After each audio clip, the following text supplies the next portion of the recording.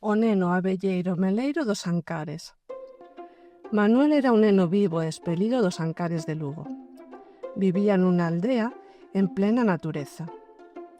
Allí podía coñecer todos os animais que desexaba.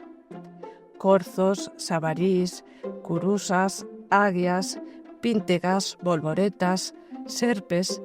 Coñecíaos a todos, tendo un preferido: as abellas. Dende moi pequeno, sempre lle chamaron a atención as abellas e a apicultura, porque era moi amigo de Faustino, un dos vecíns máis maiores da aldea. Os dous desfrutaban moito xuntos, porque aos dous lles gustaban moito as abellas e as colmeas. Así que cando Faustino poñía o traxe de apicultor para ir ao curtín, sempre chamaba a Manuel. Saía ao camín do lugar e berráballe: «Manuel, imos ao curtín!» Como Manuel estaba sempre por fora da casa xogando, alí se presentaba nunha carreira e ambos, como se de dous astronautas se tratase, ían xuntos ver as súas abellas. Faustino ensinoulle moitas cousas sobre elas a Manuel. A diferencialas, raíñas, obreiras, os machos, a cuidalas, a saber cando estaban enfermas, a recoñecer as larvas e cuidar tamén as colmeas en función da estación e da condición. Verán, inverno, se estaban cheas de mel ou listas para esmelgar. Manuel era feliz con Faustino no cortín. Ata lle ensinou como levar os ensames para as colmeas. Unha vez de pequeno, mentre se enredaba pola horta da casa, atopou un gran ensame. Non quería que lle escapara. Quería leválo para unha das súas colmeas, pero non tiña con que.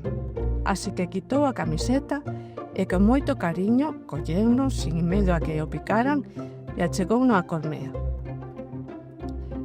Este neno, vivo e espelido dos Ancares lucenses, foi medrando, a igual que o seu gusto polas abellas, que sempre estaba con el.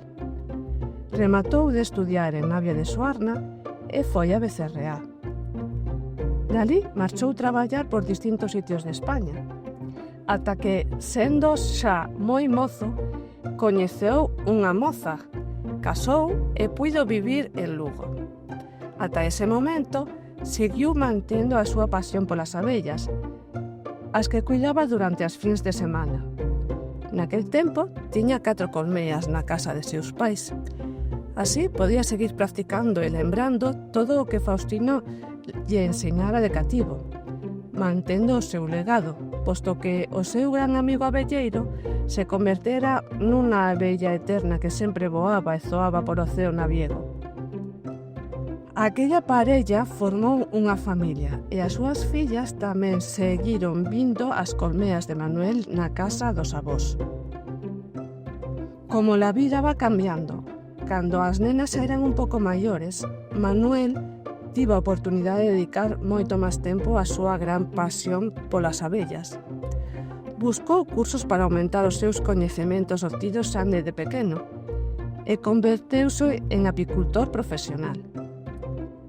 As súas 4 colmeas transformáronse en 150 e o seu pequeno curtín en 3. Agora Manuel, como gran abelleiro meleiro, ten unha pequena explotación apícola que se chama Miel do Salriba. Cuida as abellas, extrae o mel que producen e o máis importante de todo, respecta sempre as abellas, a natureza e comprende a importancia de producir o mel de xeito artesanal. Este mel vendeu en pequenos mercados e a todas as persoas que queiran mercala de primeira man. O que era un pasatempo para Manuel converteuse tamén no da súa moza, que tamén disfruta de todo relacionado co mel. Ambos forman un equipo en Miel do Salriba. El coas súas abellas, os dous co mel, e ela, Cristina, sempre que pode, encárgase de esmelgar e facer sabóns e velas de mel. Como tamén lles gusta ensinar, divulgan de xeitos moi diversos os coñecementos relacionados coa apicultura.